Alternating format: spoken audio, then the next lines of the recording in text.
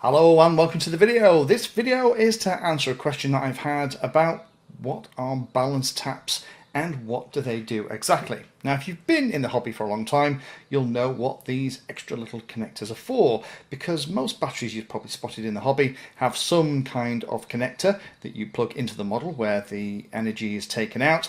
This is called an XT60 connector. It's actually got it kind of written on. The smaller version of it is called an XT30.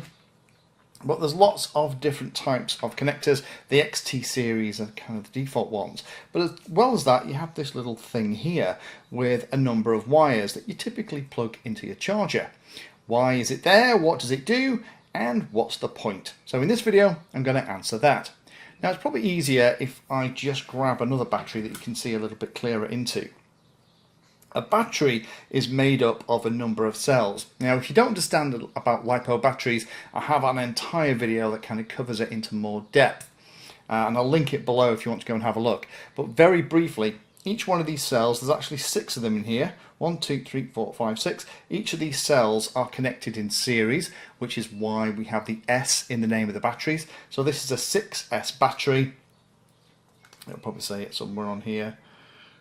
Kind of. Maybe you can read that. And the way it works is that the outer connections of all of those are connected to the power, with the XT30 in this case. And then we have loads and loads of wires. And where are those going to? So let me just very quickly just show you how this is connected inside. We'll just use a good old 3S battery just for ease of explanation. So here we have our LiPo battery. This is a single cell LiPo. You'll probably notice that single cell LiPos don't have a balance tap on, and that will become obvious why in a moment. If we add another cell into it and connect them in series, we've now got a 2S LiPo battery. Each of these LiPo cells are a minimum of 3.5 volts when they're completely discharged, a maximum of 4.2 volts. So now, rather than 4.2 volts if this is a fully charged 2S pack, we've actually got 8.4 volts at the XT60 on the right hand side. We can then add another cell, and there we have our 3S battery.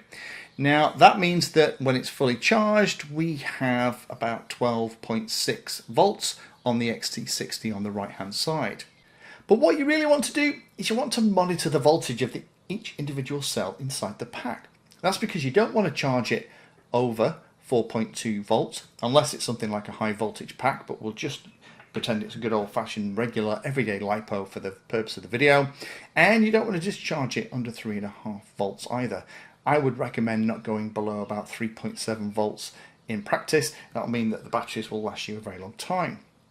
Now, when you plug this into a charger and you plug the balance tap in, you will be able to, on most chargers, look at the individual cell voltages, and those are all being read via that balance tap. So let me just show you how the balance tap is connected inside the battery. The two most outer pins on the balance tap are connected to the same place that the power connector is as well. So on the two outer pins of the balance tap, you get the full voltage of the pack. So again, in this 3S LiPo battery that we're looking at here, it will be 12.6 volts at the XT60. It would also be 12.6 volts on the two outermost pins of the balance tap. However, there's a lot more than that. The other two pins go to the connections between the individual cells inside the battery. So that means if you measure the voltage between the red wire and the blue wire, you're going to be measuring the left-hand cell. If you measure the voltage between the blue wire and the yellow wire, you're going to be measuring the voltage of the middle cell. And if you measure the voltage between the yellow wire and the black wire on the balance tap, you're going to be measuring the voltage on the right hand cell. And that is how a charger is using it. So now we've talked a little bit about how the balance tap is actually wired into the battery and where all these wires are connected to. And the colours can be different. The only thing that you tend to find is that the black and red wires on the outside tend to be consistent, so you know which is the negative side. If you go and charge this battery and you don't plug in the balance tap, lots of chargers will let you do it. But the danger is that the charger will stop charging when the pack gets to a voltage of 12.6 volts. And that would be all of the 3 cells are probably going to be at their maximum of 4.2 volts, as we've already talked about.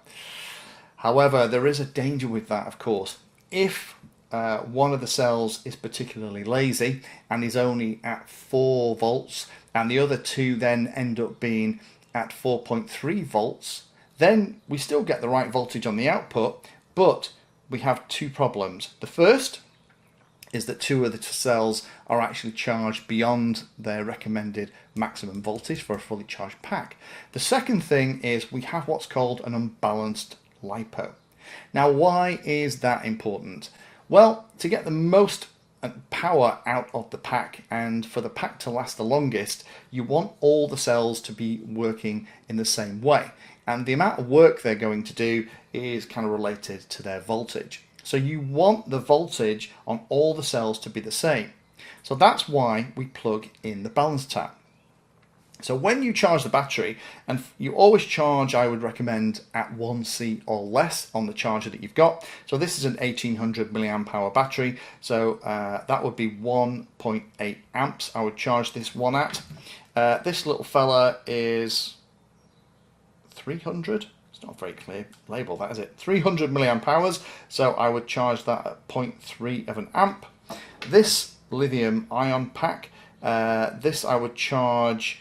The maximum I've charged it at 3.5 amps.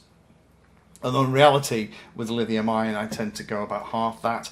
And here's another one. This is a 650 milliamp hour. I would charge this at 0.65 amps.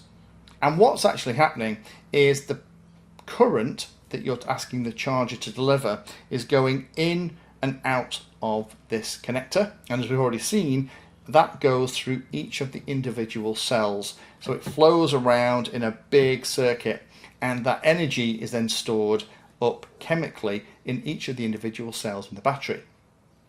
Now that is probably going to be the majority of the charge time if you have well-behaved batteries that are well balanced and reasonably well matched and new. Then as it almost gets to the 12.6 volts on this 3S battery, what it'll do, it'll switch over and it'll start delivering smaller amounts of current via the individual leads. And again, they're kind of in pairs here. So we've got 1, 2 and 3 cells. It'll actually deliver little bits of current so that each cell is exactly 4.2 volts. They're all identical. Then we have the maximum voltage on here, and all the cells are together and they're all balanced, and that means the battery is going to perform really well. So the other question I get is, can I use the balance tap to power stuff? And the answer is yes, you can. I would only take power from the outside pins though, so you're not just stressing 1 or 2 of the cells, you'll actually use the entire pack. And you don't want to be taking a lot of current. I would only use this for relatively low power things.